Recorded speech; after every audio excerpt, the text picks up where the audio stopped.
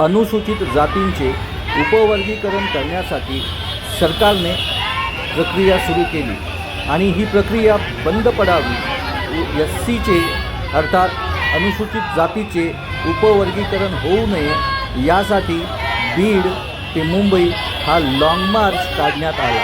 हा long march 10 जून रोजी बीडवरून सुरू झाला, तो 26 जून रोजी चैत्यभूमी येथे येणार आहे।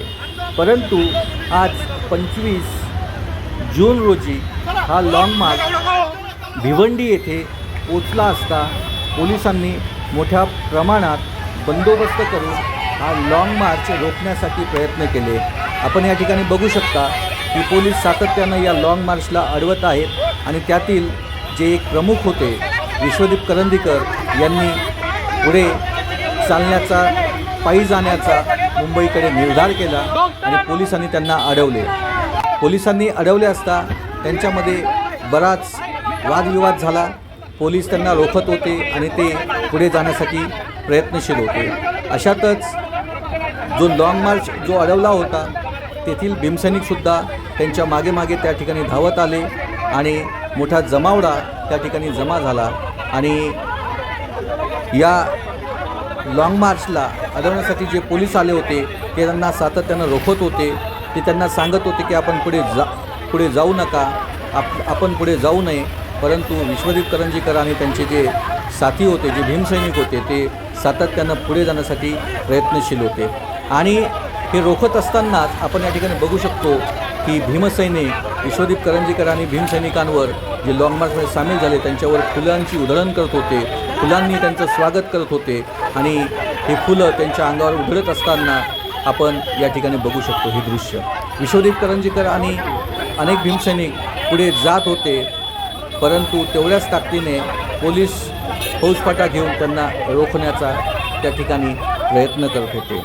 सातत्यानं हा वादविवाद, हा संवाद सुरू होता। हा लाँग मार्च पुढे जाऊ नये यासाठी पोलीस प्रशासन प्रयत्नशील होतं, परंतु त्याचवेळी आपले भीमसैनिक मात्र मुंबईच्या दिशेने चालण्याचा निर्धार करून पुढे जात होते। हा लाँग मार्च अडवण्यासाठी प्रशासन सातत्यानं संवाद करत होतं, परंतु भीमसैनिक या लाँग मार्चमध्ये मुंबईकडे जाण्यासाठी आपला जो निर्धार होता तो पूर्ण करण्यासाठी प्रयत्नशील होते। भीमसैनिक हा मोर्चा, हा लाँग मार्च थांबवत नाही असे दिसताना पोलिसांसमोर काहीही पर्याय राहिला नाही आणि त्यांनी या लाँग मार्चमध्ये सामील झालेल्या सर्व भीमसैनिकांना पोलीस स्टेशनमध्ये नेण्यासाठी प्रक्रिया सुरू केली।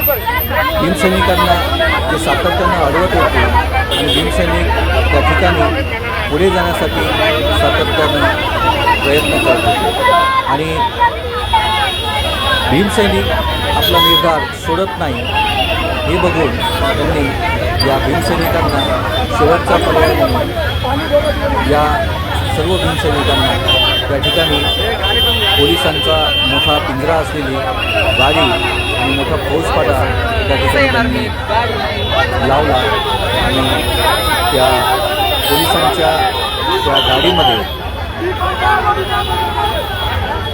सर्व भीमसैनिकांना त्यांनी भरले।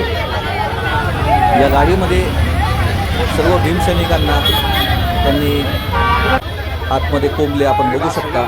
एक भीमसैनिकांना ते आतमध्ये ढकलत आहेत। जबरदस्ती भीमसैनिकांना या गाडीमध्ये बसवण्यात येत आहे आणि सर्व भीमसैनिकांना या गाडीमध्ये बसवण्याचा प्रयत्न करतात। तरीसुद्धा आपण बघतो की काही विश्वदीप करंदीकर आणि काही जे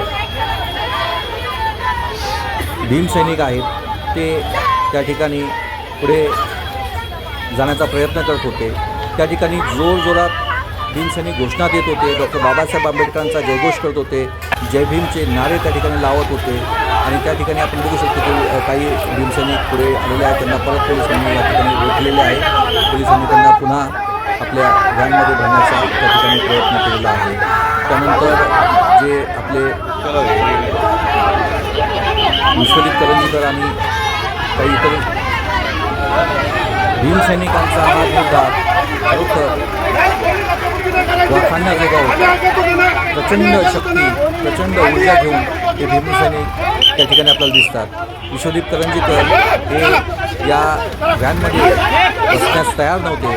त्यांना जबरदस्ती या व्हॅनमध्ये कोंबण्यात आले. आपण बघू शकतो या ठिकाणी हे दृश्य आहे.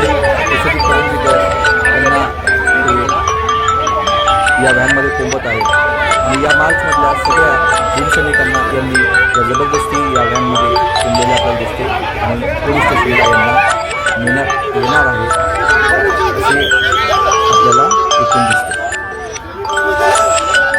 गाडीमध्ये बसत असताना सुद्धा, या व्हॅनमध्ये बसत असताना सुद्धा भीमसैनिक मोठ्या प्रमाणात घोषणा देत होते. मोठ्या प्रमाणात जय भीमचा घोष त्या ठिकाणी सुरू होता. आपण बघू शकतो या पोलिसांच्या फौजफाट्यामध्ये भीमसैनिक हे या व्हॅनमध्ये बसलेले आहेत. हा लॉंग मार्च या ठिकाणी अडवण्याचा प्रयत्न पोलिसांनी केलेला आहे.